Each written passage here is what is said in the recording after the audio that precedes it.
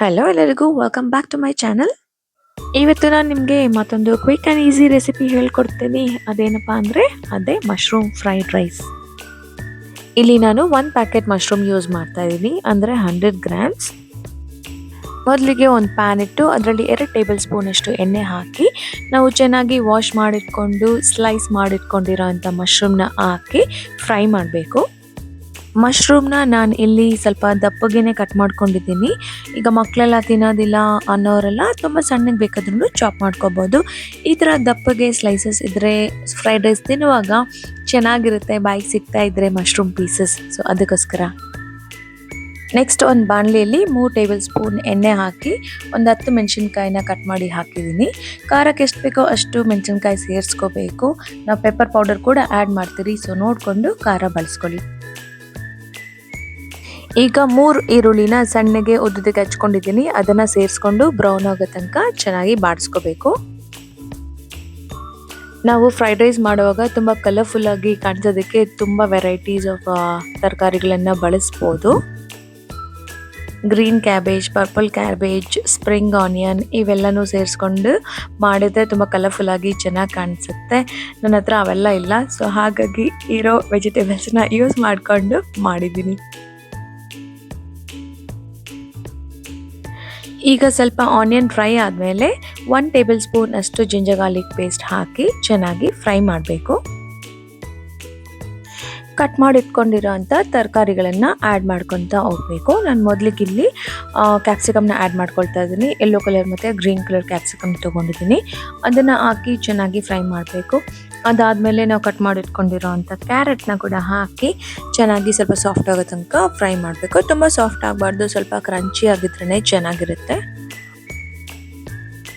ನನ್ನ ಚಾನಲ್ಗೆ ಸಬ್ಸ್ಕ್ರೈಬ್ ಮಾಡ್ಕೊಳ್ದೆ ಯಾರೆಲ್ಲ ವಿಡಿಯೋ ನೋಡ್ತಾ ಇದ್ದೀರಾ ಪ್ಲೀಸ್ ಸಬ್ಸ್ಕ್ರೈಬ್ ಮಾಡ್ಕೊಳ್ಳಿ.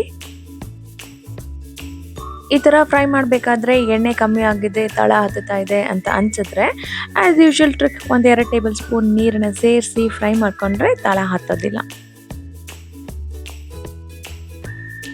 ಈಗ ಸ್ವಲ್ಪ ಎಲ್ಲ ಫ್ರೈ ಆದಮೇಲೆ ರುಚಿಗೆ ಎಷ್ಟು ಬೇಕೋ ಅಷ್ಟು ಉಪ್ಪು ನೋಡಿಕೊಂಡು ಸೇರಿಸ್ಕೋಬೇಕು. ನಾವು ಆಲ್ರೆಡಿ ಮಶ್ರೂಮ್ಗೆ ಉಪ್ಪು ಹಾಕಿರ್ತೀವಿ, ಅನ್ನಕ್ಕೂ ಕೂಡ ಉಪ್ಪು ಹಾಕಿರ್ತೀವಿ. ಸೊ ಹಾಗಾಗಿ ಈ ತರಕಾರಿಗೆ ಎಷ್ಟು ಬೇಕೋ ಅಷ್ಟು ಮಾತ್ರ ಉಪ್ಪು ಬಳಸ್ಕೊಳ್ಳಿ. ಆಮೇಲೆ ಬೇಕಿದ್ರೆ ಇನ್ನು ಸ್ವಲ್ಪ ಆ್ಯಡ್ ಮಾಡ್ಕೋಬೋದು. ಈಗ ಇದಕ್ಕೆ ನಾವು ಮೊದಲೇ ಫ್ರೈ ಮಾಡಿ ಸೈಡಿಗೆ ಇಟ್ಕೊಂಡಿದ್ವಲ್ಲ ಮಶ್ರೂಮ್, ಅದನ್ನು ಸೇರಿಸಿ ಚೆನ್ನಾಗಿ ಮಿಕ್ಸ್ ಮಾಡಬೇಕು.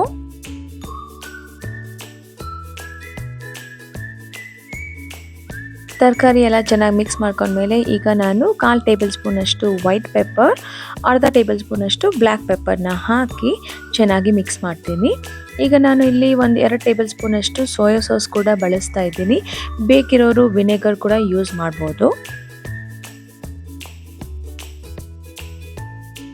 ಈಗ ಇದನ್ನೆಲ್ಲ ಚೆನ್ನಾಗಿ ಕಲಸಾದ್ಮೇಲೆ ನಮ್ಮ ಫ್ರೈಡ್ ರೈಸ್ ಮಿಕ್ಸ್ ರೆಡಿ ಆಗಿದೆ. ಇದಕ್ಕೆ ನಾವು ಬಿಸಿಯನ್ನ ಹಾಕೋಬೋದು, ರಾತ್ರಿ ಉಳ್ದಂತಿರೋ ತಂಗ್ಳನ್ನ ಕೂಡ ಹಾಕೊಬೋದು, ಅಥವಾ ಕಿನೋವಾ ಅಂತ ಬರುತ್ತಲ್ಲ ಅದನ್ನು ಬಳಸ್ಬೋದು, ಗೋಧಿ ನುಚ್ಚಿರುತ್ತಲ್ಲ ಅದನ್ನು ಬಳಸ್ಬೋದು, ಅಥವಾ ಯಾವುದೇ ಮಿಲೆಟ್ಸಲ್ಲಿ ಮಾಡ್ಕೊಂಡಿರೋ ಅಂಥ ಉಡುಗುಡಿಯಾಗಿರೋ ಅನ್ನನ ಬಳಸ್ಕೊಬೋದು. ಈಗ ನಾವು ಇದನ್ನು 2-3 ನಿಮಿಷ ಹೈ ಫ್ಲೇಮಲ್ಲಿ ಚೆನ್ನಾಗಿ ಫ್ರೈ ಮಾಡ್ಕೋಬೇಕು. ಆವಾಗಲೇ ಆ fried rice taste and texture ಬರೋದು. ಈ ಟೈಮಲ್ಲಿ ನಾವು ಗಾರ್ನಿಷಿಂಗ್ ಆಗಿ ಕೊತ್ತಂಬರಿ ಸೊಪ್ಪು ಹಾಕಿ ಸ್ಪ್ರಿಂಗ್ ಆನಿಯನ್ನ ಸೇರಿಸಿ ಚೆನ್ನಾಗಿ ಮಿಕ್ಸ್ ಮಾಡ್ಕೋಬೇಕು. ನಾವು ಬಿಸಿಲಲ್ಲಿ ಮೈ ಒಡ್ಡಲ್ಲ, ವಿಟಮಿನ್ ಡಿ ಕಡಿಮೆ ಇದೆ ಅನ್ನೋರು ವಾರಕ್ಕೊಂದು-2 ಸಲ ಮಶ್ರೂಮ್ನ ಬಳಸಿ ಈ ಥರ ಫ್ರೈಡ್ ರೈಸ್ ಅಥವಾ ಡಿಫ್ರೆಂಟ್ ರೆಸಿಪೀಸ್ನ ಮಾಡ್ಕೊಂಡು ತಿನ್ನಿ, ತುಂಬ ಹೆಲ್ಪ್ ಆಗುತ್ತೆ.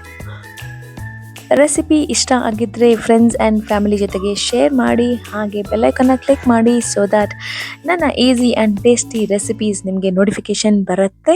Thank you so much for watching. Take care, bye.